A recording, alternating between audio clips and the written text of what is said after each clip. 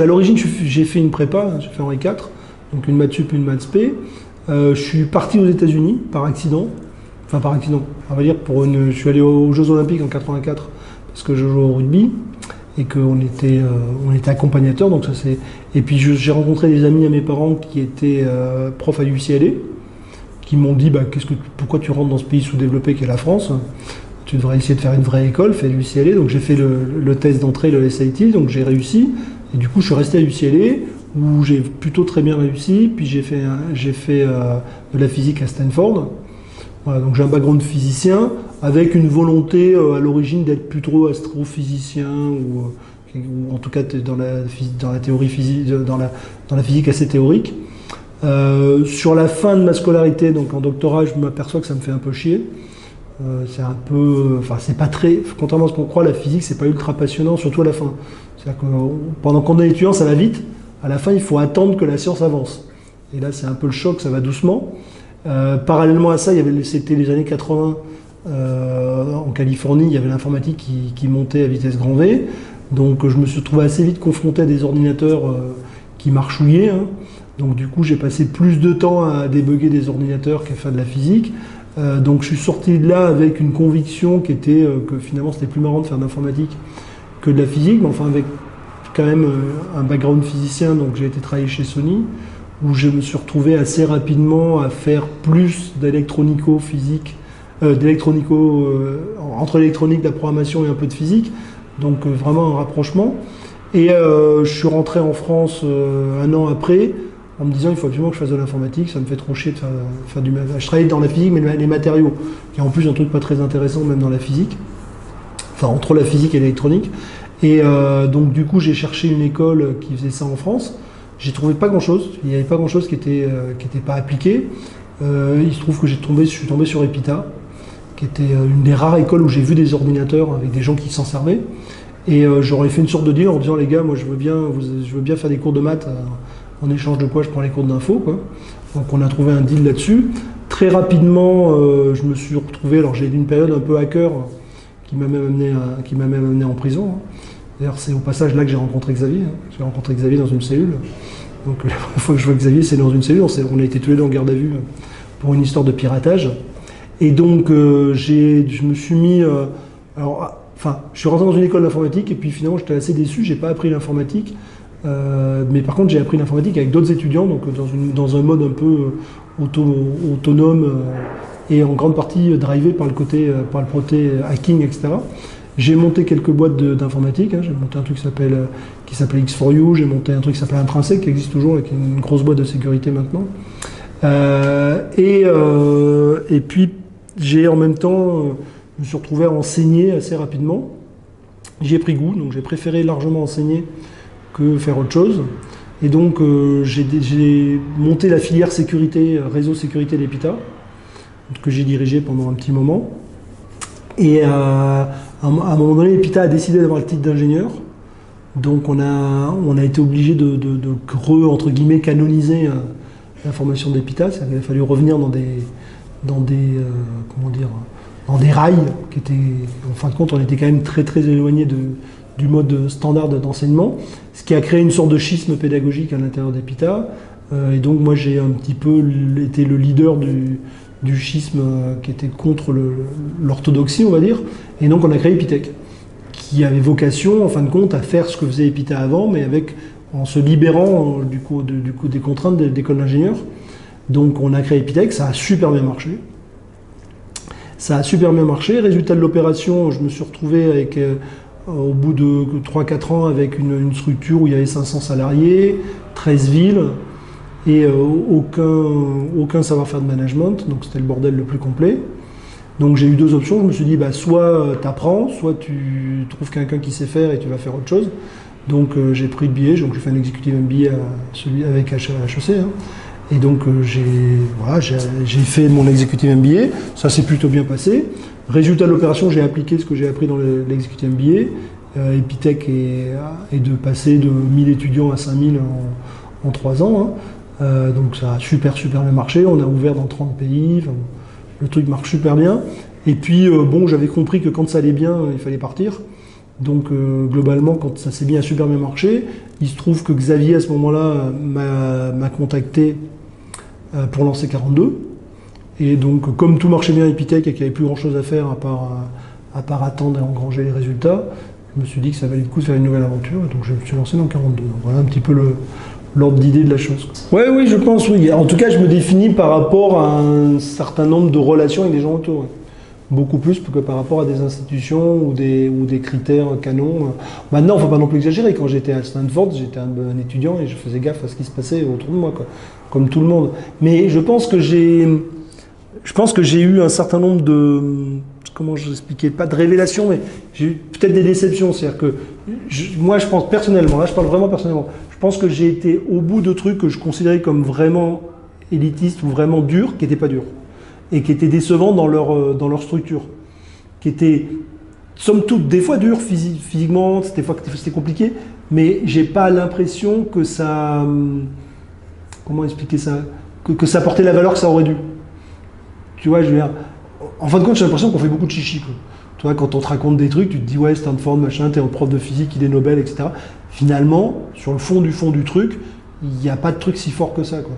Alors que finalement, organiser des trucs au quotidien, monter une structure comme Epitech, un truc comme ça, c'est beaucoup plus...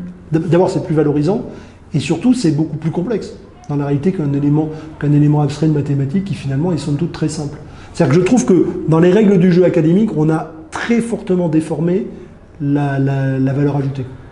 Tu vois, on a décalé la valeur vers des choses qui sont purement artificielles. Alors que les choses réelles qui sont... par exemple, un truc tout con, ce que j'explique aux étudiants, par exemple, à 42, il y a un truc qui est extrêmement dur, que les gens ne comprennent pas, c'est qu'il n'y a pas de contrainte. Il n'y a pas de contrainte, ben c'est super dur, parce que ça veut dire qu'il faut se les fabriquer soi-même. Mais, alors que le système, on dit, ouais, tu vas faire Henri IV. Tu te dis, tu fais Henri IV, c'est super dur, il y a beaucoup de travail. C'est pas vrai que c'est dur, parce qu'on te donne pas l'option. Donc tu travailles, point. Tu vois, si tu es un peu connecté, si tu as le circuit normalement connecté, que tu fais ce qu'on te dit, tu vas y arriver. Tu vois, c'est bien cadré. Alors que quand on te dit rien de ce qu'il faut faire et qu'il faut que tu trouves tout seul ce qu'il faut faire, eh ben mine de rien, c'est beaucoup plus dur. Et les étudiants, ici, on va les faire se confronter à eux-mêmes. Et finalement, c'est beaucoup plus dur de se confronter à soi-même que finalement suivre une règle du jeu qui est super organisée, quoi. Même si c'est une règle du jeu hyper élitiste sur des critères qui sont abstraits finalement et qui correspondent pas à la vie, quoi. C'est pour ça qu'après on a un truc qui est super. Tu vois, moi je connais beaucoup de gens qui ont fait beaucoup de grandes écoles, des trucs comme ça, ils sont super déçus après, ils comprennent pas que les règles du jeu, que la réalité soit totalement déphasée. Tu vois, le mec il a tout fait comme on lui a dit, et puis à la fin c'est plus le même jeu. C'est tordu, quoi. Tu vois, mais moi j'ai vraiment ressenti ça. Donc effectivement, à un moment donné, tu vois, je me suis dit, moi ce que j'ai ressenti, c'est finalement pourquoi on m'a fait ce coup-là, quoi.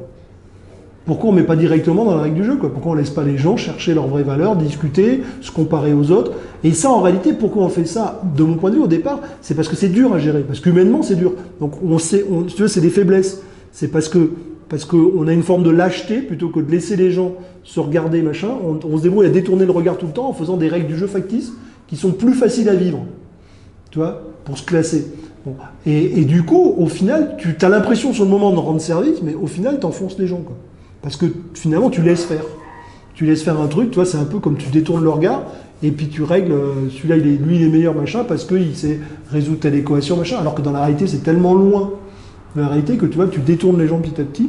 Et en tout cas, à la fin, tu as un ressenti où tu comprends pas pourquoi. Moi, j'ai connu beaucoup de gens qui se disent, mais pourquoi c'est aussi compliqué après? Alors que finalement, j'étais le meilleur partout. Quoi. C'est quoi ce bordel?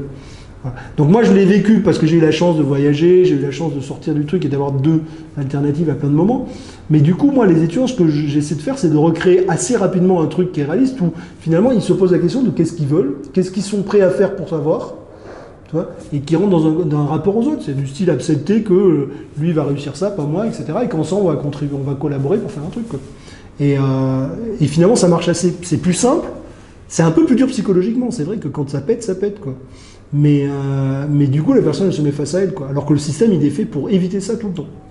On t'évite de prendre des décisions, on t'évite d'être responsable. C'est-à-dire que finalement, tu troques en permanence ta liberté, t'as ton libre arbitre pour de la discipline. C'est-à-dire qu'en fin de compte, tu acceptes le truc en échange de sécurité, finalement. Ce que tu achètes, c'est une forme de quiétude. Mais qu'on reporte, parce que de toute façon, à la fin, il n'y en aura pas. Il faut comprendre, la réalité, elle ne l'est pas. Donc il faut bien quelque part qu'elle soit absorbée par quelque chose. Voilà. Donc en tout cas, mon parcours personnel, c'est ça, c'est cette espèce de prise de conscience d'un domaine. Parce que moi, quand j'étais jeune, j'ai fait une prépa, etc. J'ai pas pris de choix. On m'a donné aucun choix jusqu'à que je parte aux États-Unis. Finalement, moi, j'étais dans un système tout tracé. Et c'est au moment où j'ai réalisé ce truc-là qu'il y a eu une sorte de petite révolte en disant ah, putain, mais pourquoi on m'a amené dans ce truc, quoi. Enfin, qu'est-ce que j'avais à y gagner, pourquoi, comment, truc. Et donc après, ouais, effectivement, quand j'ai commencé à une forme de rébellion, puis après j'ai piraté. Parce qu'en fait, du piratage, c'est un peu une forme de confrontation pour montrer qu'on est plus fort. Hein. C'est pas compliqué. Il y a un système en face. T'as les mecs qui disent ouais, ils sont ingénieurs, machin, ils ont mis une sécurité. Tu vas voir les gars, vous allez voir ce que vous faites de votre truc. Non, mais c'est ça. Sur le fond, quand on va descendre au vrai problème, c'est un rapport c'est un jeu. Hein. C'est comme si on joue aux échecs. T'as envie de te confronter à plus fort que toi, quoi. Ah bah hacking, c'est pirater. Enfin, nous, on piratait clairement des sites. Hein. J'ai fait des trucs comme changer le CV de Fillon en ligne quand il était ministre de l'Intérieur.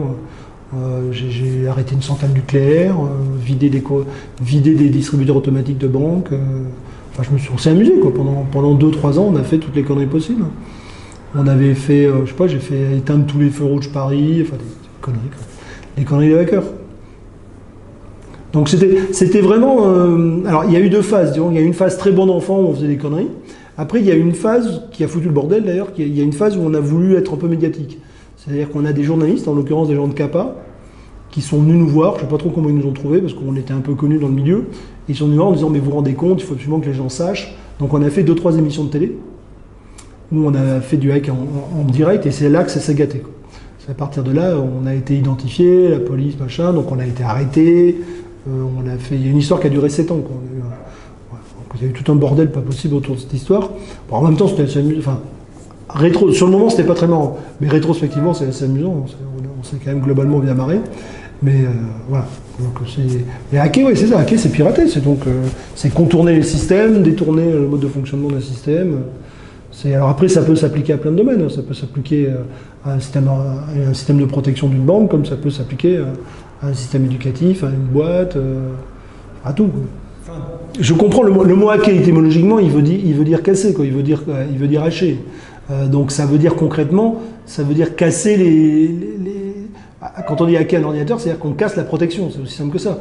Donc on déstructure ce qui a été structuré, quoi. Donc c'est ça qu'on entend quand on dit hacker une entreprise ou hacker un système. Voilà, j'ai un pote, comment il s'appelle, j'ai oublié de son nom, du CRI qui dit tout le temps on va hacker le système éducatif. Concrètement, ça veut dire qu'il y a un certain nombre de barrières et on va les enlever, dans un but qui est censé être bon. Alors quand un hacker va sur un compte en banque pour piquer du pognon, c'est pas forcément bon. C'est-à-dire que la même action peut être positive comme négative. Mais en tout cas, on a un système qui est censé faire des choses qu'on va essayer de détourner de son fonctionnement initial, en l'utilisant lui-même.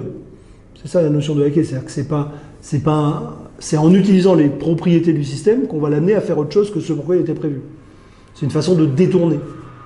Plus que vous voyez, le côté, quelqu'un qui rentre dans une banque en cassant avec une voiture bélier, on ne dit pas qu'il fait du hack. Donc on dit qu'il cambriole. Alors que le hacker, c'est plutôt celui qui va faire. Moi, typiquement, j'ai fait un exemple tout bête, j'ai vidé un distributeur automatique en utilisant une procédure de maintenance. Donc j'ai fabriqué une carte de maintenance qui est faite pour vider le distributeur. Donc j'ai juste piqué les mecs pendant qu'ils le faisaient, on a enregistré leur carte. Donc il y a des gens qui viennent, le truc normal, ils mettaient la carte pour vider le distributeur avant d'intervenir dessus. Bon voilà, donc là on a mis le truc, ça a vidé le distributeur, quoi. Voilà, là on utilise le système lui-même pour lui faire autre chose que ce pourquoi il est prévu. On est 4 fondateurs, hein. Il y a donc Florian Buchet, Kwame Yanyan, Xavier et moi-même. Donc on a pas mal de compétences. Kwame Yanyan maintenant est parti aux États-Unis, a ouvert la filière qu'on a ouverte aux États-Unis. Et on se connaît depuis une vingtaine d'années, 25 ans avec Xavier, ça doit faire 17 ans avec Kwame, une quinzaine d'années avec Florian, donc on se connaît depuis longtemps et on travaille bien ensemble. Donc c'est sûr qu'il faut des gens un peu complémentaires. Et puis il y a toute une équipe, tu as vu Fabienne, il y a tout un tas de gens qui travaillent. Et alors aussi un truc qui est formidable, qu'on arrive, c'est qu'aujourd'hui dans le management de l'école, tu as à peu près 70% d'étudiants. Donc les étudiants sont intégrés dans le fonctionnement de l'école. Et on a un cycle de turnover qui est très fort, mais qui permet de garder en permanence du nouveau et qui fonctionne bien. Parce qu'un étudiant de 42 n'a pas vocation à travailler à 42. on n'a pas des projets assez intéressants à les fournir. Un étudiant de 42, il est fait pour faire de la technologie chez Cisco, chez Google, etc. Un étudiant à 42 qui resterait à 42, pour moi, ça serait un échec criant.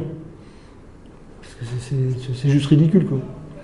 C'est comme un étudiant d'HEC, il n'a pas vocation à devenir prof à HEC. Il y en a qui vont se fâcher.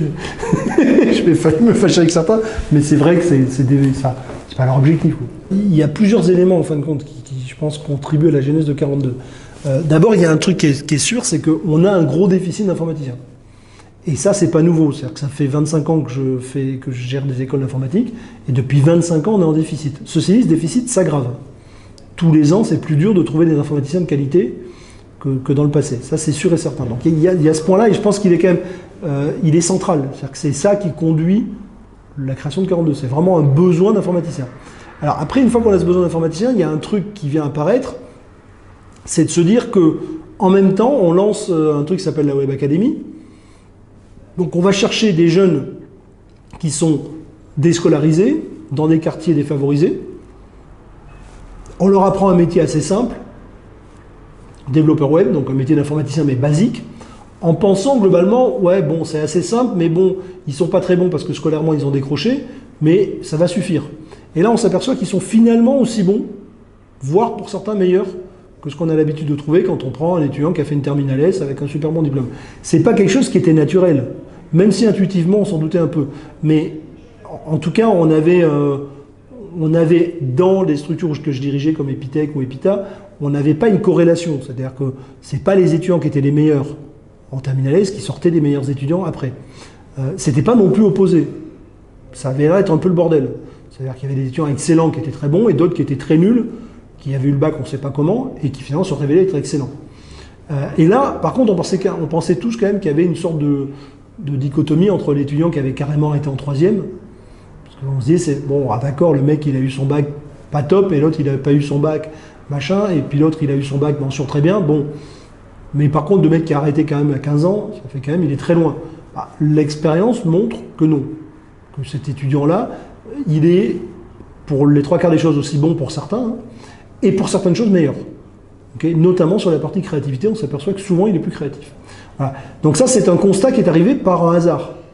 Et il se trouve qu'il y a cette histoire de cette jeune fille qui finalement l'illustre, mais n'est ni plus ni moins qu'un hasard. Il y a une jeune fille qui se trouve être excellente dans ce programme, qui se retrouve chez Free et qui un jour se trouve à dire à Xavier, et Xavier l'identifie comme un talent, en disant elle est excellente, et il lui demande d'où elle vient, et il lui répond, il y a 2 ans, je vendais des hamsters.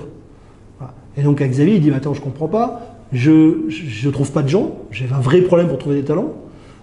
Personne n'en trouve, parce qu'à l'époque, Xavier venait de faire partie du Conseil national du numérique, qui était créé par Sarko. Donc Xavier avait en tête le fait qu'aujourd'hui, la France était 5e puissance économique mondiale, 30e dans le numérique, qu'on avait un vrai problème et que ce problème était essentiellement lié, d'après lui, à un problème de manque de talent. C'est-à-dire qu'on avait les investisseurs, on avait les problématiques, on a plutôt un pays très bien connecté, grâce à lui en partie, et en même temps, on n'a pas de projet, on n'a pas de gens capables de porter des projets. Donc on manquait de talent. Et en même temps, il me dit, écoute, tout le monde trouve des talents, c'est un vrai handicap de ne pas en avoir, la France est en retard, et là j'ai devant moi une jeune fille qui est super talentueuse, et le système l'envoie vendre des hamsters au lieu de fabriquer des Freebox. Qu'est-ce qui déconne? Voilà. Ça part de ça. Le truc, c'est tout bête, ça part d'une incohérence. Voilà. Après, on se rencontre, alors on se connaissait déjà depuis 25 ans à peu près, mais par contre, on ne se fréquentait pas. Enfin, on se voyait de temps en temps, mais pas sur le fond. Donc, on n'avait pas le temps de discuter. Plusieurs fois, on avait évoqué, parce que Xavier consommait pas mal d'étudiants d'Epitech ou d'Epita, etc. Dans ses équipes, il y en a beaucoup. Xavier, plusieurs fois, m'avait interrogé, mais pourquoi il n'y en a pas plus, machin, il en faudrait plus, etc. Quand je suis parti d'Epitech, il y avait 30 demandes de CDI par étudiant. Donc, il y a une très forte demande. Il me dit pourquoi il n'y en a pas plus. Bon, voilà, à chaque fois, c'était... on n'a jamais vraiment creusé le truc. Là, il me dit, vraiment, là, qu'est-ce que c'est que ce bordel? Donc, on a eu le temps de discuter, on s'est vu, on a vraiment rediscuté. Et globalement, il me dit, alors, on est rentré dans le détail de comment ça marchait, mais il me dit, mais pourquoi on le fait pas? Pourquoi il n'y a pas de solution pour résoudre ce problème? Parce que finalement, cette nana, on a pris un groupe de 50, on en a trouvé une, il y en a globalement 4 millions qui sont à peu près dans sa situation. Tu te dis, statistiquement, on devrait pouvoir sortir 5 ou... Enfin, ça fait 20 000 génies, quoi. Tu vois, 20 000 aussi bonnes qu'elle, il n'y a pas de raison. Donc il me dit pourquoi c'est pas fait? Je lui dis parce que c'est un peu une question de pognon, ça coûte cher quoi, cette histoire. Donc je lui dis, il me demande à peu près combien ça coûte de faire tourner ça pendant 10 ans, on fait le calcul, on lui dit à peu près 100 millions, et il dit c'est pas cher. Et c'est comme ça que 42 démarre. Il dit, je comprends pas pourquoi pour 100 millions, comment ça se fait que pour 100 millions on fasse pas ça? C'est un problème qui vaut, d'après lui, de ce qu'il dit, c'est un problème qui est bien au-delà de la valeur de 100 millions. C'est-à-dire que l'handicap que ça coûte à la France, il est bien au-delà de 100 millions. Voilà. Donc ça, c'est le deal de l'histoire, c'est de se dire on a une situation aberrante. Et 42, ça a pour vocation ça. 42, avant tout, c'est un radio-crochet. C'est aller chercher les talents que le système n'est pas capable de reconnaître. Qu'est-ce que c'est aujourd'hui un informaticien moderne pour nous? Ça, c'est un point de vue qui est cette fois-ci subjectif, qui est le nôtre, qui est de dire aujourd'hui, pour nous, un informaticien, c'est avant tout quelqu'un qui est créatif et collaboratif, que notre conviction, c'est que ça ne sert à rien de savoir des trucs. Donc la notion d'apprentissage, pour nous, elle est obsolète. Donc c'est obsolète d'apprendre, c'est obsolète de mémoriser, c'est dangereux. Donc dans nos métiers d'informatique, moins tu sais, mieux tu te portes, parce que ça change tout le temps. Et ça ne change pas de façon linéaire. C'est-à-dire qu'on n'est pas dans une science. Moi, je suis physicien à l'origine, la science, ça évolue. L'informatique, ça évolue pas. L'informatique, c'est des conventions entre êtres humains, donc ça se révolutionne. Ça veut dire que quelque chose qui est vrai peut devenir faux. Aujourd'hui, si tu fabriques un pont avec la technologie romaine, tu fais comme un Romain faisait un pont il y a 2000 ans, un peu plus de 2000 ans, il marche. Tu fais un pont, ça marche. Tu as un programme d'il y a 10 ans, il ne marche pas. Il faut bien comprendre qu'en informatique, si vous voulez, la physique, elle étudie la nature. Mais la nature, elle préexiste à l'homme. Ça veut dire que si demain il y a un congrès de tous les physiciens qui disent les gars on arrête la gravité elle ne va pas s'arrêter. L'informatique ce ne sont que des conventions, ce sont que des accords entre êtres humains. Si demain tous les informaticiens décident que les 1 sont des 0 et les 0 sont des 1, et bien les 1 sont des 0, les 0 sont... C'est-à-dire que l'informatique, quand on décide de changer, on change le monde. On ne change pas la représentation qu'on en a. Ce qui fait et on le fait. Alors on ne change pas les 1 et les 0, mais on change vraiment des choses. Tout bêtement, je vous dis, un programme d'il y a 10 ans, il ne marche pas. C'est pas qu'il marche mal, il ne marche pas du tout. Alors qu'un pont d'il y a 2000 ans, il marche. Donc c'est un problème de fond, parce que d'ailleurs, le fond de la problématique, c'est qu'on enseigne la physique, qu'on enseigne l'informatique aujourd'hui exactement comme on enseigne une science. Alors que ce n'est pas une science, c'est un art. C'est beaucoup plus proche d'un art que d'une science. Parce qu'une science, c'est fait pour étudier un préexistant. C'est très important de comprendre ça. Oui, l'informatique, ce ne sont que de la co-création. Ce n'est qu'une œuvre, c'est une œuvre collective. Donc c'est très très important de comprendre ça, parce que c'est le fond du problème, il est là. C'est-à-dire qu'aujourd'hui, on essaye vraiment d'inculquer une science qui n'existe pas. Parce que la science d'informatique, on ne la connaît pas, puisque ce n'est pas une science. C'est-à-dire que ce n'est pas quelque chose qui préexiste, c'est quelque chose qui est en train de se construire. Très clairement, exactement. On est dans un jeu où les règles ne sont pas figées par un tiers. On est un élément constitutif des règles. Donc on peut faire bouger les règles. Oui, non, je pense que de toute façon, d'ailleurs c'est amusant parce qu'on en a beaucoup discuté avec Valérie Gauthier. Je sais pas si vous voyez qui c'est qui connaît Valérie Gauthier, qui est donc à HEC, qui s'occupe du département leadership. On est dans la même logique. Effectivement, le management de leadership, c'est une construction entre personnes. Donc on est dans un système de co-créativité. Alors, et d'ailleurs, c'est assez amusant parce que j'avais lu un article dans le Business Harvard Review qui expliquait que finalement, le problème du management et du leadership, c'est que quand on définissait une règle quelconque, que les gens se mettent à l'appliquer, forcément, elle devient plus différenciante, puisque ça devient la banalité. C'est-à-dire que si tu expliques, voilà, tu fais l'état de l'art de la best practice, dès lors que tu l'appliques, c'est immédiatement plus la meilleure pratique, puisqu'elle est devenue casual. Voilà. Mais l'informatique, c'est pareil, on est exactement dans le même process. C'est-à-dire qu'à partir du moment où ça devient le meilleur truc, tout le monde sait le faire et tu n'as plus de valeur ajoutée, puisque ce que tu cherches est de la nouveauté. Vous voyez, c'est très différent d'une science. Une science, quand on a trouvé la meilleure pratique, on l'applique et elle est bonne, puisque c'est la meilleure. Vous voyez, c'est vraiment très c'est concrètement très différent. Enfin, moi, encore une fois, le conseil, si j'ai vraiment un conseil, vraiment c'est très prétentieux et très compliqué, parce que je pense qu'ils ont beaucoup réfléchi à ces problèmes-là. En tout cas, moi, mon sentiment, c'est qu'aujourd'hui, contrairement à il y a 5-6 ans, pratiquement tous les patrons du CAC et même les autres sont vraiment conscients de la nécessité de faire évoluer et de rendre plus agile leur structure. Ça, je crois que ça s'est acquis. En tout cas, moi j'en ai vu vraiment beaucoup passer ici et ils sont tous dans le problème d'agilation. Donc ils sont plus dans l'objectif, ils sont dans le comment. Okay. Après, alors, ils sont dans le comment, mais ils sont dans un comment macroscopique. C'est-à-dire qu'ils ne sont pas bien capables de définir qu'est-ce qu'ils veulent exactement. Mais ils sont au moins dans le « on doit bouger ». Bon, ça, c'est un fait. Je n'ai pas entendu un seul dire « il faut vraiment que ça change, c'est important ». Je n'avais pas entendu dire « non, c'est bon, tout va bien, on est les meilleurs ». Ça, enfin, on l'entend plus. Je l'ai entendu. Hein. Il y a 5-6 ans, on l'entendait vachement, en disant « ouais, ces histoires de numérique, c'est pas grave, c'est pas notre industrie, machin truc, ça ne nous concerne pas, c'est un truc pour les vendeurs de PC, les machins ». Enfin, on a eu ça. Là, on n'a plus ça. Après, la problématique, c'est que je pense, mais ça c'est un problème qui est macroscopique, enfin qui est pas macroscopique, mais qui est très récurrent, c'est entre la volonté de mouvement et faire bouger une méga structure et à conduire le changement d'un truc comme L'Oréal, c'est une histoire, et ça c'est un métier, je pense que M. Agon le fait nettement mieux que moi, et j'ai vraiment pas de conseils à lui donner là-dessus. Après, à l'échelle, je dirais, plus humaine, j'ai l'impression que j'ai, parce que je vois des équipes de tous ces gens-là, le vrai jeu, c'est une prise de conscience, de confiance en soi et de confiance collective.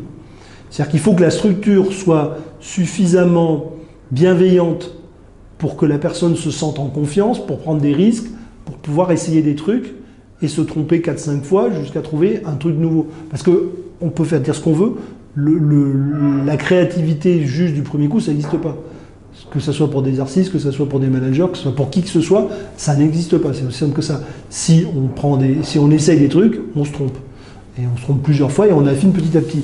Et ça, c'est une question de bienveillance. Et d'ailleurs, c'est un des trucs... j'ai participé à beaucoup de travail sur, justement, au niveau de l'éducation nationale. Il y a eu beaucoup de conférences et de travail sur, finalement, la valeur fondamentale. Et la vraie valeur fondamentale du truc, c'est la bienveillance, quoi. Si on arrive à créer un environnement de bienveillance, les enfants se développent naturellement. Et c'est pareil pour un salarié, quoi. C'est-à-dire qu'il faut qu'il sente que la structure est bienveillante. Elle n'est pas permissive, mais bienveillante. C'est-à-dire que si on sent qu'il y a une bonne volonté, qu'on essaye, etc., il faut que la structure accompagne et soit pas là en castrateur permanent en disant si tu te trompes, on va te tuer. Et donc du coup, c'est-à-dire en fin de compte, la créativité, elle est dans la zone de confiance, elle n'est pas dans la zone de peur. Donc si on maintient tout le monde dans la zone de peur, il n'y a pas de créativité, tout le monde fait les choses, donc il est sûr. Quand on pense qu'on va se faire flinguer dès qu'on fait la moindre erreur, forcément on fait gaffe et du coup on est dans sa zone de sécurité. Si on veut que les gens prennent des risques, il faut leur donner une zone de bienveillance où ils peuvent se dire je vais prendre un risque mais on va pas me tuer, quoi. Ce qu'on fait, c'est qu'on essaie tout bêtement de confronter donc des gens qui ont une volonté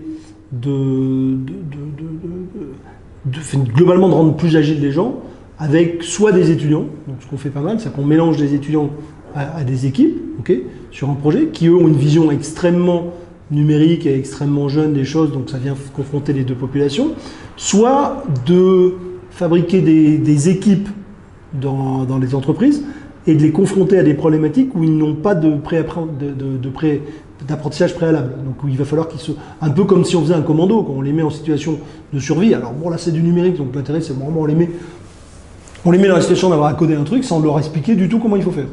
Et puis il va falloir qu'ils se démerdent. Et petit à petit, ils vont se démerder, apprendre à compter des uns sur les autres. Enfin, c'est des techniques simples, hein, ça marche tout seul. Et ça marche parce qu'on le fait graduellement quand même. On fait pas non plus, on les met pas, ouais, on les lâche pas en pleine cambrousse, en pleine Amazonie, truc. Autrement, ils seraient morts. Mais on va faire des choses petit à petit, qui va faire que petit à petit, ils vont voir que finalement, ils peuvent résoudre des problèmes dont on leur avait pas donné les solutions avant, qui peuvent compter les uns sur les autres, que quand ils sont 3 à discuter sur un truc, finalement ils ont des idées qu'ils n'auraient pas eu tout seuls, etc. C'est des choses assez simples. Hein. Je trouve que ça fait sens en tout cas. Ça fait sens parce qu'on a des gens qui ont besoin... Enfin, ces métiers-là vont changer de toute façon, voire disparaître. On discutait l'autre jour avec des gens qui disaient qu'il y a de bonnes chances quand même que dans les 10 prochaines années, ils divisent par 10 la population de caissières ou même de gens qui vont travailler à transporter, à pousser des palettes dans les entrepôts. On voit bien que l'autre jour, je t'ai visité un entrepôt tout automatisé.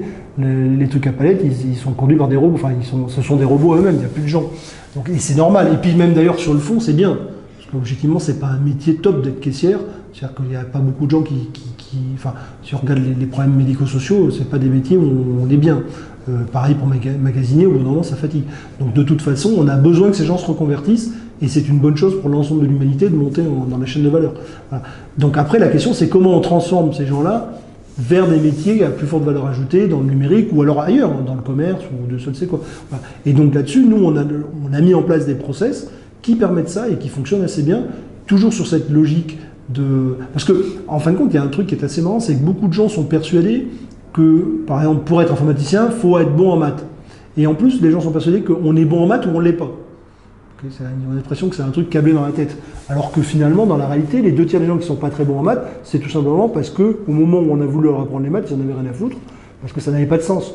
Objectivement, contrairement à ce que les gens croient, par exemple, faire des mathématiques, même compliquées, c'est plus simple que bêtement reconnaître un visage. C'est-à-dire que dans votre cerveau, il y a plus de complexité pour reconnaître votre voisin ou votre gamin que pour résoudre une équation différentielle du 3e degré, quoi. Il n'y a pas de discussion sur le sujet. La complexité, on la connaît, c'est beaucoup plus dur. Donc notre cerveau, pratiquement le cerveau de tous les humains qu'on connaît, a toutes les compétences qu'il faut pour faire un bon informaticien. Après, c'est un problème de motivation, c'est un problème d'envie. Il faut être clair, quand on a 15 ans, les mathématiques qu'on te fait au collège, elles ne sont pas très très intéressantes pour tout le monde.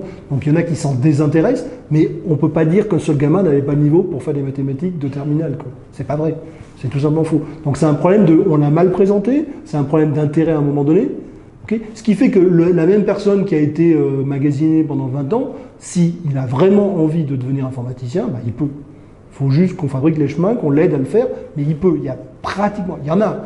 Je ne veux pas être complètement idéaliste. Il y a des gens qui ne peuvent pas parce qu'ils ont des déficiences. Il y a des gens, mais 90% des gens peuvent. Après, faut-il qu'ils veuillent, parce que c'est pas, tout le monde n'a pas envie d'être informaticien. C'est normal de ne pas vouloir l'être.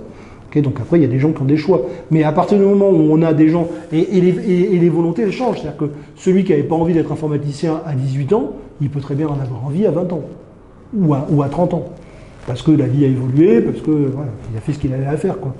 Voilà. Et ce que je trouve qui est un des vrais problèmes de notre société, c'est cette espèce de rigidité. C'est-à-dire qu'on n'est pas passé dans un maillon à un moment donné, et on se retrouve complètement dans une voie bloquée à vie.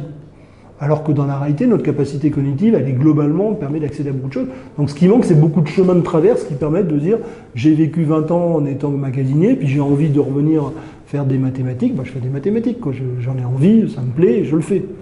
Et l'idée qu'on a dans la tête des gens en disant il peut pas, objectivement, elle est vraiment obsolète. C'est-à-dire qu'aujourd'hui, la plupart des expériences physiques de cognition qu'on a, elles démontrent que c'est faux. Que la vraie incapacité, soit elle arrive beaucoup plus tard, et encore, on sait maintenant qu'en s'entraînant, on perd très peu de réalité cognitive, quoi. Donc dans la réalité, pratiquement tout le monde est capable de faire à peu près tous les métiers standards. Je ne dis pas d'être prix Nobel, hein, je ne suis pas en train de parler de trucs, mais programmer, c'est pas non plus une activité qui demande une capacité cognitive de dingue.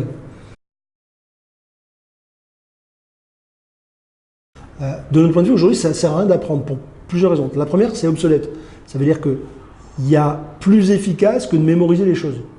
C'est tout simplement parce qu'aujourd'hui, avec un smartphone ou une interface, un truc, on peut avoir accès à l'ensemble de la connaissance de l'humanité en temps réel et avec un moteur de recherche.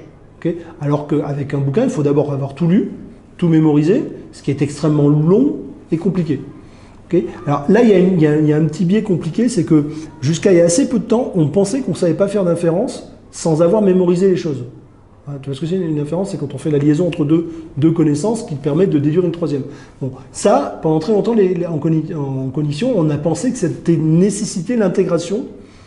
Aujourd'hui, on a des démonstrations que ce n'est pas le cas. Particulièrement les jeunes qui ont l'habitude de travailler sur Internet ont la capacité de relier deux informations sans les avoir mémorisées ni l'une ni l'autre. Okay, ça se fait parce que, en fin de compte, ici, on dirait qu'on est capable, quand on travaille très fréquemment avec de la donnée intermédiaire, de mémoriser que les liens et d'avoir une sorte de mémoire tampon qui permet de faire le lien. Et on s'est aperçu qu'on était capable de le faire collectivement aussi. C'est-à-dire que quand on a un groupe de personnes, tu peux très bien avoir une inférence qui se fait dans le groupe sans qu'aucune des personnes du groupe n'ait acquis les deux connaissances. Juste par proximité dans le groupe. Voilà. Ça, c'est très important parce que ça délimite une nouvelle nature de créativité, qu'on va appeler la co-créativité. C'est la capacité à co-créer avec un ensemble de personnes qui ne se comprennent pas. Enfin, pas qui ne se comprennent pas, justement. Qui se comprennent, mais qui ne conjuguent leurs connaissances sans que personne acquiert la connaissance d'aucune des deux. Okay, c'est par exemple, tu vas prendre un très bon mathématicien, un très bon sociologue, et ils vont inventer ensemble quelque chose qu'aucun des deux n'aurait pu inventer, mais aucun des deux va acquérir la connaissance de l'autre. Ils vont juste échanger, et il va y avoir des inférences qui se font. Okay, donc ils vont inventer des nouvelles choses avec de la connaissance de l'un et de l'autre, sans qu'aucun des deux n'acquiert la connaissance totale. Ce qu'on a longtemps essayé de faire le contraire, c'est-à-dire que la vision un peu globale de l'ingénieur, c'était le mec qui connaissait tout. qui était capable d'aller faire un audit, de parler à tout le monde, d'écouter tout le monde, de comprendre tout le monde, et de te sortir une synthèse. Bon, ça, on s'aperçoit quand même que c'est devenu de plus en plus compliqué à mesure que la connaissance est devenue profonde. C'est-à-dire que chaque domaine est quasiment inaccessible par quelqu'un. C'est-à-dire que l'idée de se dire qu'on a un ingénieur qui va venir écouter un mec qui fait de je sais pas moi, de la sociologie depuis 20 ans, et qui va acquérir sa compétence en quelques séances d'audition, ça n'a plus de sens. Ça avait un sens tant que tout était assez simple. Maintenant que les choses sont devenues très profondes dans tous les domaines, finalement, la personne qui serait capable de contenir ça, elle est devenue totalement impossible. Donc aujourd'hui, la majorité des nouvelles créativités, des nouvelles innovations, elles viennent toujours d'une équipe. Vous voyez, pour donner un exemple qui image bien, en ce moment, il y a beaucoup de gens qui discutent de ce qu'on appelle le data scientist, okay, avec une espèce d'image de mouton à 5 pattes qui saurait tout faire. J'y crois pas du tout. C'est-à-dire qu'aujourd'hui, si tu essaies de faire pour résoudre un problème de data science, en général, tu as besoin d'un très bon informaticien, d'un très bon mathématicien, d'un très bon sociologue, d'un ensemble d'experts de différents domaines qui collaborent. Si tu essaies de faire un mec qui sait tout ça, en général, il est médiocre en maths, médiocre en info, il est médiocre en tout, parce que ça rentre pas. Toi, d'abord, tu n'as pas le temps, et puis même si tu avais le temps, il y a un problème de saturation. Et du coup, tu obtiens un truc médiocre. Donc il va résoudre 95% des problèmes tels qu'on sait déjà les résoudre. Par contre, il ne va rien apporter de nouveau. Alors que si tu mets des très bons ensemble et qu'ils arrivent à collaborer, tu vas créer du nouveau. Okay. Donc notre conviction aujourd'hui, c'est que la créativité, elle est dans l'excellence et la collaboration. Donc dans la maîtrise d'un domaine, okay, et la capacité à co-créer. Et donc c'est ce qu'on fait ici aujourd'hui. Par exemple, on a des partenaires avec HEC parce qu'on met les meilleurs avec les meilleurs. On se met ensemble et ils inventent des trucs. Et ils inventent des trucs en collaborant et pas en additionnant des compétences. C'est vraiment en ensemble faisant justement ce travail de co-créativité dans lequel tu as cette espèce d'inférence externe qui se crée. En fin de compte, je pense que le 42, c'est une sorte de piège. En fin de compte, il faut voir 42 comme une sorte de jeu vidéo. Il n'y a pas de date, il n'y a pas de choix. Et c'est en leur donnant de la liberté, ce qu'ils pensent au début être un avantage, où on les piège eux-mêmes. C'est-à-dire qu'on leur donne la liberté, mais en prenant la liberté, ils prennent la responsabilité au passage. Et résultat, ils se trouvent piégés comme des couillons à se dire finalement, il faut que je fasse un truc parce qu'on m'a rien demandé. On m'a rien imposé, donc il va bien falloir que... Du coup, ils sont obligés de chercher ce qu'on attend d'eux. Du coup, ils se le font. Et petit à petit, ils prennent confiance en eux et les problèmes se complexifient. Mais au départ, le jeu, c'est ça. C'est finalement, on enlève le problème en leur disant tu dois résoudre, tu dois faire ci, tu dois faire ça. On dit fais ce que tu veux. Et la personne, elle est toute conne, quoi. Elle se retrouve dans le truc où elle est obligée de se poser la question mais qu'est-ce que je veux? Et qu'est-ce que veulent les gens autour de moi? Et finalement, c'est le problème du jeu. C'est-à-dire qu'on les amène dans une situation de jeu et ils se regardent les uns les autres. Donc forcément, ça crée une sorte d'émulation, mais dans lequel la personne se sent, elle peut pas du tout se défausser puisque c'est elle qui a choisi tout. Et du coup, ce truc-là, ça amène chacun finalement soit à un truc qui est très dur, c'est-à-dire obligé d'accepter de rater. Donc résultat, il y a un côté assez important qui fait que quand on est confronté à sa propre flemme, c'est un peu dur. Okay, donc on a une phase de sélection qui est assez importante pour éviter d'amener des gens fragiles dans ce genre de situation. Mais du coup, après, quand on a des gens qui finalement sont capables de regarder en face le truc, ils sont obligés de bouger. Et du coup, il y a une espèce de mayonnaise qui se prend les uns aux autres, et un va dire je vais me faire ça, toi je vais faire ça, et puis c'est un collectif, hein, ça marche. Ça marche parce qu'on ne pourrait pas le faire tout seul. Ça marche parce qu'ils sont 3000 et qu'ils se regardent tous les uns les autres. C'est une communauté. C'est une communauté qui s'auto-valorise. Parce que sur le fond 42, si vous voulez, dans une école classique, tu as une institution qui est l'école, qui te reconnaît des qualités à travers le prof. Il n'y a pas ça à 42, il n'y a pas de prof. Donc qui te reconnaît des qualités, c'est les autres. Donc on est dans une communauté auto-valorisée. Résultat de l'opération, il n'y a pas de limite. Mais c'est une map, ils ne doivent pas le faire. C'est le parcours, c'est un jeu vidéo, ils sont sur une carte, ils peuvent aller où ils veulent. Simplement, ils savent qu'il y a des gens qui ont été là et qui disent c'est cool.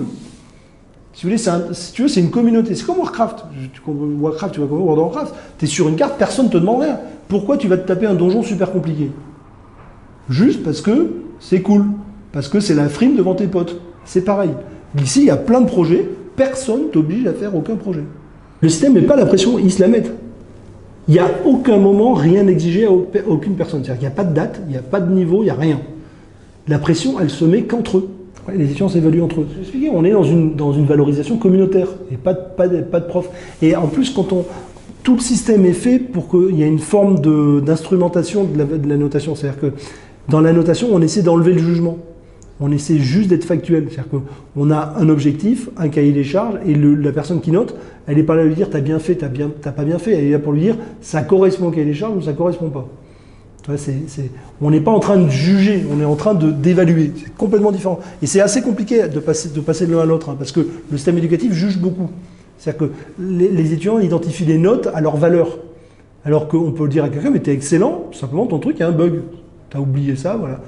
Et en plus, on n'est pas linéaire, c'est-à-dire qu'on va leur dire qu'on va juger non pas par rapport à ce qu'ils ont fait à l'effort, on va juger par rapport à l'utilisabilité de la chose. Donc on peut avoir fait un truc qui est presque parfait, il y a juste, tu vois, si je l'explique, tu as une voiture, tout est parfait, il manque la clé, elle vaut rien, elle vaut pas moins, elle vaut rien, tu peux pas t'en servir. Ça c'est dur. Mais vous voyez, mais dès lors qu'on se positionne comme ça enlève le côté t'es bon, t'es mauvais, machin. C'était juste factuellement pas utilisable. Tu vois, on juge pas toi, on juge ce que tu as fait. Ce que tu as fait, bah, moi je peux pas m'en servir, je suis désolé, j'ai une liste de critères. Tu vois, par exemple, le truc, ça va être du style, je tourne la clé, ça démarre, je suis capable de braquer à droite, je suis capable de... J'ai un ensemble de comportements, et le pourquoi, on ne veut pas le savoir. On ne veut pas te juger, on ne veut pas savoir si parce que tu n'as pas bien fait, que tu t'es pas appliqué. Ça, c'est ton problème à toi.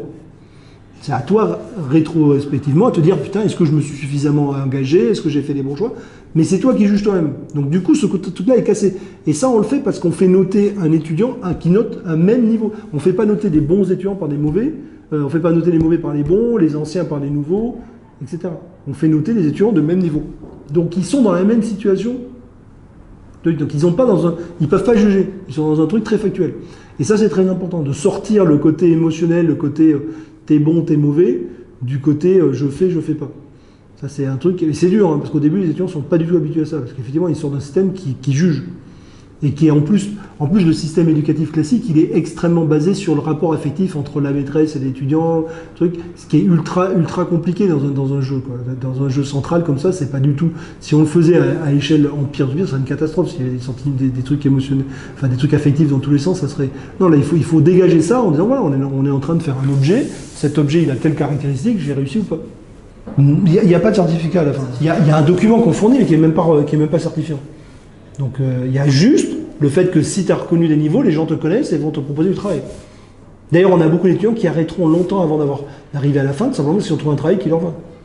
Donc c'est un système qui est on est passé, si vous voulez, d'une reconnaissance qui part finalement de l'État vers l'institution, de l'institution vers le faculté vers le prof, vers l'étudiant, à un système de reconnaissance qui est lié à la communauté. Et qui du coup est plus exigeant. Parce que du coup, il n'y a pas de limite. C'est-à-dire que tu n'as pas vraiment de limite. Un étudiant peut se donner à fond, il est que reconnu par rapport à ce qu'il a fait aux autres. Et en plus, elle évolue. C'est-à-dire que sur un projet donné, le niveau standard, il bouge. Parce que les gens qui ont réussi, à chaque fois qu'il y en a un qui réussit, il faut faire mieux. Mais on est dans un système concurrentiel qui est le même qu'un écosystème de start-up. Hein. Qui est le même. C'est que le jour où demain on arrive à faire une voiture qui est autonome, ça n'a plus de valeur. Il faudra faire autre chose. Mais on est dans un jeu à la con, où on se tire soi-même la bourre. Non mais c'est le principe du problème innovant, c'est que tu perds tout le temps la valeur. Donc tu es obligé tout le temps de faire nouveau et innover. Et là c'est pareil, on est dans une communauté où on reconnaît la valeur que parce que tu as fait un truc de mieux que les copains. Alors la plus grosse règle pédagogique, je pense, c'est le plaisir. C'est-à-dire la chose que je pense qui est la plus importante, c'est que moi je pense qu'on n'apprend pas si on n'est pas en train de prendre du plaisir. Or, les 2/3 du système éducatif fait le contraire. C'est-à-dire que moi j'ai un réflexe sur les études. Les gens vont me dire, oui, mais si on les force pas, ils vont pas faire. C'est complètement dingue. Vous voyez, on a visité l'école, il y a du monde partout. Il n'y en a pas un qui est obligé d'être là. Il n'y a aucun système d'appel dans cette école. C'est-à-dire qu'on ne sait pas qui vient pas, c'est leur problème. Pourtant, ils sont là. Et plus tu les forces, moins ils sont là. Ça, c'est une hérésie de notre système, c'est de croire que l'éducation doit être dure. Il y a même des gens qui vont te dire, ouais, c'est une bonne école, elle est vachement dure, c'est une bonne école. C'est n'importe quoi. Si l'école est bonne, on y va, on est heureux. Et ça marche comme ça. Vraiment, notre cerveau, et là maintenant on le sait, hein, au niveau cognitif, au niveau cérébral, on sait qu'on apprend quand on apprend du plaisir. C'est-à-dire que c'est 10 fois plus dur d'apprendre sous la contrainte que d'apprendre dans le plaisir. Notre cerveau mémorise beaucoup plus les expériences de plaisir que les expériences de force. Eh ben, il faut lâcher la bride et laisser suffisamment de confiance. Ça prend un peu de temps. Quand on a démarré, l'expérience la plus probante là-dessus, c'est ce qu'on a fait à la Web Academy. Donc, on a reçu des jeunes qui étaient donc dans des quartiers défavorisés, qui étaient sortis de l'école hyper tôt. Donc il y avait une image horrible de l'école. Vraiment horrible. Okay, pour beaucoup, avaient fait 2-3 expériences un peu dures de retour à l'école, etc. Voilà. La première chose qu'il faut faire, c'est de leur faire confiance, leur dire, pas faire l'appel, leur dire tu viens pas, et puis jouer le jeu avec les 2-3 qui vont venir. Et puis les 2-3 qui vont venir, ils vont réussir, ils vont prendre du plaisir, ça va se communiquer. C'est-à-dire qu'effectivement, vous démarrez, moi je me rappelle, on avait 60 étudiants, au début, on en avait peut-être 8-10 qui venaient vraiment. Et puis ces gens-là ont réussi, donc on fait de l'exemplarité. On les aide, on leur fait confiance, on leur dit que tout va bien, machin. Et puis le mec qui revient alors une journée alors qu'on l'avait pas eu depuis 3 semaines, on commence pas à lui engueuler en lui disant putain on t'a pas eu de 3 semaines, qu'est-ce que tu fous? On lui dit ah bah c'est cool, qu'est-ce que tu fais, machin. Enfin, on est dans le positif. Et du coup il va réadhérer, il va voir son pote qui réussit, ils vont se parler, et puis voilà. Mais si tu commences à matraquer, c'est pas possible. La personne elle reste dans le négatif. Mais maintenant encore une fois à 42, on n'a que des volontaires. J'ai pas d'étudiants qui sont là de force. S'il ne veut pas venir, il ne vient pas. Si, tu vois, il n'y a que des volontaires. Donc maintenant, je ne sais pas. Je ne dis pas qu'on peut transposer ce qu'on fait sur tout le monde. Peut-être que sur des... Il y a peut-être... Encore que, je ne sais pas si vous avez... Il y a un truc qui s'appelle Sudbury Valley School. Sudbury Valley School, c'est une école aux États-Unis pour des plus jeunes. Et donc pareil, il n'y a pas d'obligation ni rien. Et il y a un exemple d'un gamin qui était un peu délinquant et qu'ils ont pris, qui foutait rien, qui a presque resté une année entière sans rien faire. Ceci dit, au bout d'un moment, il s'est remis. Hein. Donc, si tu regardes le problème sur un an, effectivement, c'est une cata. Mais si tu regardes le problème sur 10 ans, c'est une super réussite. Et le gamin, maintenant, il est prof dans une université. Donc, si tu veux, c'est vrai que localement, tu peux te dire que si on l'avait forcé à travailler pendant cette année, il aurait appris quelques trucs. Mais il les aurait appris dans un tel contexte négatif que tu lui bloques tout le reste de sa vie. Donc, voilà. En tout cas, j'ai pas de leçon globale à donner parce que après c'est compliqué, il y a des gens, puis après il y a peut-être des cas encore plus extrêmes que cette situation. Mais en tout cas, notre intuition ici, c'est que d'abord on prend des gens qui ont envie d'être là. Okay, donc on a une communauté de gens qui ont envie d'être là. Quand un étudiant va mal, et ils vont toujours mal, hein, il y a toujours des phases un peu difficiles, bah on va pas aller le forcer, on va plutôt lui montrer les bons exemples en lui disant bah tu vois lui il réussit, machin. Et encore on le fait pas, il le voit tout seul, c'est-à-dire que c'est ses potes qui lui disent moi je fais un truc génial. Alors par contre ce qu'il faut c'est beaucoup favoriser la communication, donc on a tout un système de forums, de mise en avant des réussites, donc de toute une sorte de gestion. On a un garçon ici qui est gestion de la communauté, dont le travail est justement de valoriser, de mettre en avant, de montrer les réussites, ce qui fait que finalement quelqu'un qui va pas bien, au bout d'un moment il se pose des questions, il se dit bah, attends, est-ce que je veux vraiment? Lui, je le connaissais, il n'était pas plus intelligent que moi. Tu vois, il y a une espèce d'exemplarité positive qui fait que c'est compliqué finalement de trop rester dans un truc où tu fais rien. C'est beaucoup de gens me disent mais est-ce que tes étudiants après ils sont capables d'aller travailler dans des entreprises normales? Je leur dis je m'en fous, ils vont dans des entreprises qui leur correspondent. S'ils ont pas non mais le jeu il a l'inversé. Aujourd'hui d'abord ils sont ultra demandés. Donc le truc c'est que si l'entreprise leur va pas, ils sont puis ils vont dans une autre entreprise. Mais même, tu vois, des entreprises comme là, tu m'en parlais de la Société Générale, ils ont fabriqué des espaces exprès pour des étudiants comme les miens. Ils ont fabriqué des labos, ils ont fabriqué des espaces spécifiques où des étudiants, entre guillemets, collaboratifs, qui supportent pas ce jeu. Alors là, c'est vrai que les étudiants, par exemple, typiquement, le côté, le mec garde son truc dans son coin, c'est un truc qui rend fou mes étudiants. Et c'est un truc qu'on a très fréquemment dans les stages au début, c'est en disant, mais c'est tous des fous dans les boîtes, on faisait le même projet, ils voulaient pas m'expliquer le truc, ça c'est un truc qui arrive tout le temps. Mais du coup, ils vont apprendre, alors soit ils vont apprendre à se blinder, avec ça et à rentrer dans les règles du jeu, et ça devient pour eux un élément de contrainte du projet et ils le contournent, soit ils vont se dire moi je ne veux pas bosser dans cette boîte. Et du coup, on a plein de forums où les étudiants vont dire ouais mais cette boîte faut pas y aller, tu as tout un tas de trucs, il y a une communauté qui se crée autour du truc. Non, c'est un peu jeune, ça fait 3 ans qu'on a démarré, donc on verra ce qui... Et alors c'est assez amusant parce qu'à 42, Xavier nous a dit je vous finance 10 ans et je vous interdis de réfléchir à après avant 7 ans. Donc je suis dans une phase de non-réflexion, ce qui est difficile. Je vous avoue que c'est pas habituel pour moi de ne pas me poser des questions un peu plus qu'à 7 ans. Mais on s'est complètement interdit à réfléchir à après avant 7 ans, en termes de modèle. Et le 42, on est au tout début. Aujourd'hui, sincèrement, il n'y a pas une semaine qui ressemble à celle d'avant. Donc je suis vraiment pas dans la phase à me dire... Moi, je suis quelqu'un qui m'ennuie très vite. J'ai monté plein de trucs et je suis très mauvais dans la gestion, enfin dans le faire fonctionner, c'est pas mon truc. Je suis dans les trucs et là à 42, j'ai pas eu de phase où je me suis inquiété. Quoi. Pour l'instant, on n'en est pas là. Quoi. Donc sincèrement, ce qu'il y aura après, j'en ai aucune idée. Et puis même ça fait partie du côté sympa de l'histoire. C'est que si je le savais, ça me déprimerait. J'ai pas envie de savoir ce que je vais faire dans 5 ans.